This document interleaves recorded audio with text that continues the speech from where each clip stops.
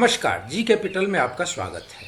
आज 24 अप्रैल है और एक बार आज बजाज फाइनेंस के बारे में बात करेंगे। बजाज फाइनेंस के अंदर जो स्थिति बनती हुई दिखाई दे रही है वह अनडाउटेबल खतरे की घंटी बजती हुई सुनाई दे रही है। पिछले काफ़ी दिनों से एक पार्टिकुलर लेवल को ये टेस्ट कर रहा है और हर बार एक नई लो के साथ नीचे जाते हुए सपोर्ट बन के वापस रिवर्सल कर रहा है। वीडियो को कृपया अंत तक देखें ताकि आप सही डिसीजन ले सके कि अब इसमें करना क्या है। विस्तार से जानने के लिए अब हम प्राइस चार्ट को देखते हैं और एनालिसिस करते हैं कि आगे कौन सा लेवल दिखाई देता है। 20 फरवरी 2020 को बजाज फाइनेंस ने एक जो हाई बनाया था, अपना लाइफ टाइम हाई 4,923 रुपये 40 पैसे का, लगभग 5,000 रुपये का। और फिर वहाँ से ये जब नीचे की ओर आना शुरू करता है तो लगातार गिरते ये आकर के लो बनाता है 24 मार्च को 2104 रुपये का और फिर वहाँ से रिवर्सल लेता है। अगर आप मेरे चैनल को फॉलो करते हैं तो इसमें 2 दिन पहले ही हमने एक वीडियो बनाई थी कि बजाज फाइनेंस में आर पार की स्थिति बन रही है और इसका ये लेवल टूटना घातक हो सकता है। तो इसको जब आप देखेंगे तो आप इस पूरे कंटेस्ट को समझ पाएंगे कि असल में जो बात की जा रही है वो किस संदर्भ में बात की जा रही है। तो इस वीडियो को भी आप देख लेंगे तो समझ जाएंगे और पूरी जानकारी आपको मिल जाएगी। तो यहाँ पर आपसे ये बताना चाहता हूँ कि 24 मार्च को इसने जो लो बनाई थी वो 2104 रुपये की बनाई थी। फिर 31 मार्च को जो इसने लो बनाया 2100 रुपये का। फिर 7 अप्रैल को जो इसने लो बनाई तो 2081 रुपये की बनाई। फिर 16 अप्रैल को जो लो बनाई वो 2122 रुपये की बनाई। फिर 21 अप्रैल की लो बनी और 21 अप्रैल की लो जो बनती है वो 2085 रुपये की बनती है। इसके बाद 22 अप्रैल की लो जो बनती है वो 2022 रुपये की बनती है और फिर आज जो लो बनती है वो बनती है 1971 रुपये की। अब आइए यहीं से बात करेंगे और यहीं से अब समझना शुरू करेंगे। एक रिटेल इन्वेस्टर 20 फरवरी 2020 तक इसमें 5,000 रुपये में एक शेयर को बाई करके बहुत खुश था, लेकिन आज 1970 और 71 रुपये में भी खरीदने में डर रहा है।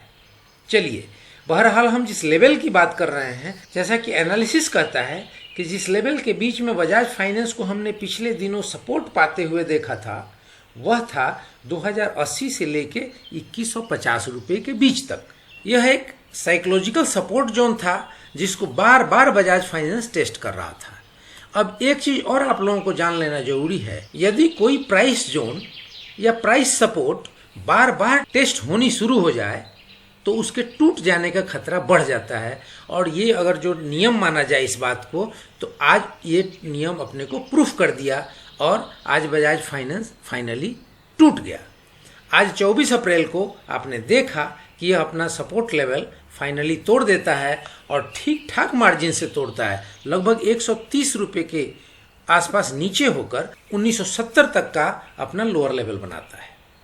अब आगे क्या हो सकता है तो हमें पता है कि जो लेवल जितना अधिक सपोर्ट दिखाता है वह लेवल टूटने के बाद उतना ही बड़ा रेसिस्टेंस लेवल भी क्रिएट कर देता है। आप देखेंगे कि लगातार 24 मार्च के बाद आज पूरे 1 महीने हो गए, लगातार 24 मार्च के बाद ये जो 2100 का जोन था वो यहाँ सपोर्ट बना हुआ था, फाइनली आज टूट गया और टूटा तो ठीक ठाक से, जैसा कि हमने पहले बताया।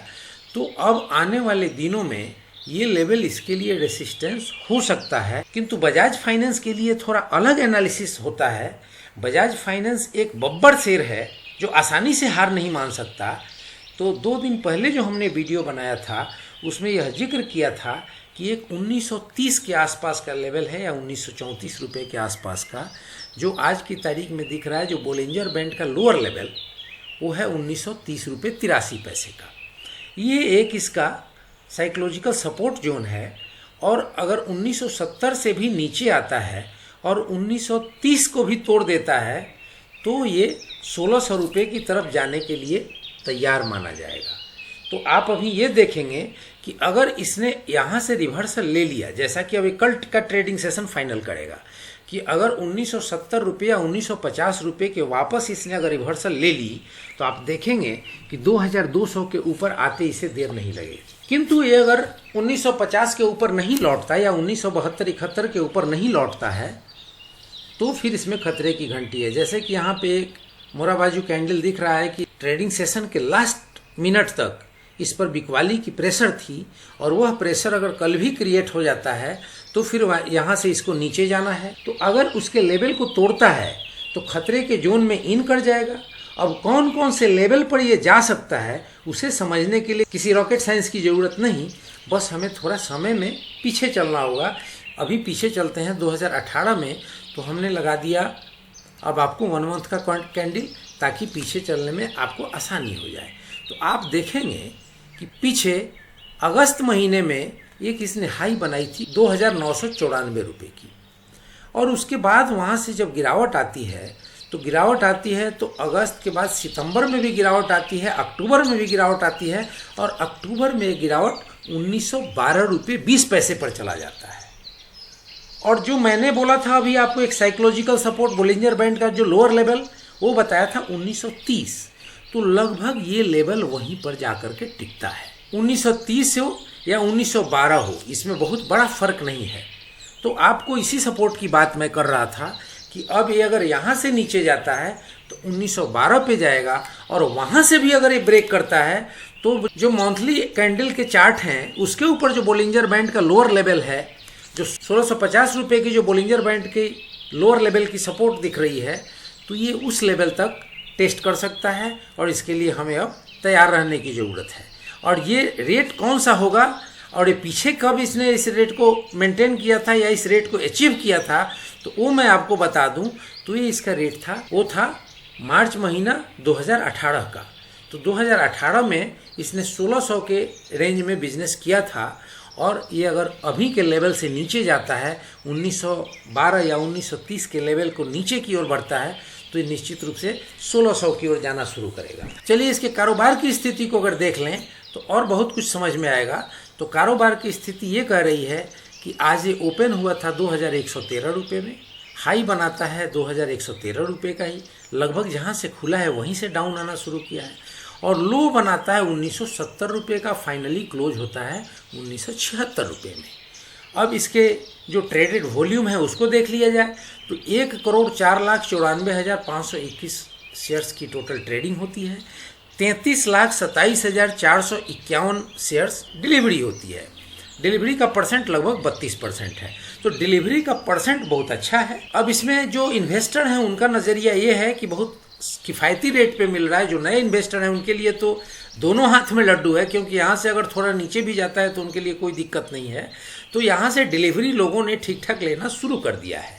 अब अगर 1900 का लेवल टूट जाता है और वहाँ से नीचे की ओर जाना शुरू करता है, तो निवेशकों के लिए मेरी सलाह है कि झोला भर भर के इस माल को भरने की कोशिश करें।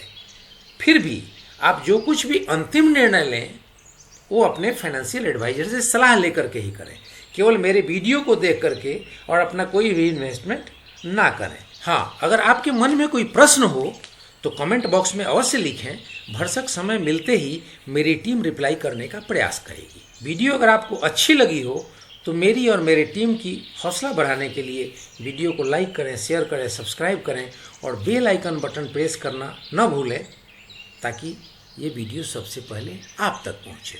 जय हिंद, जय भारत।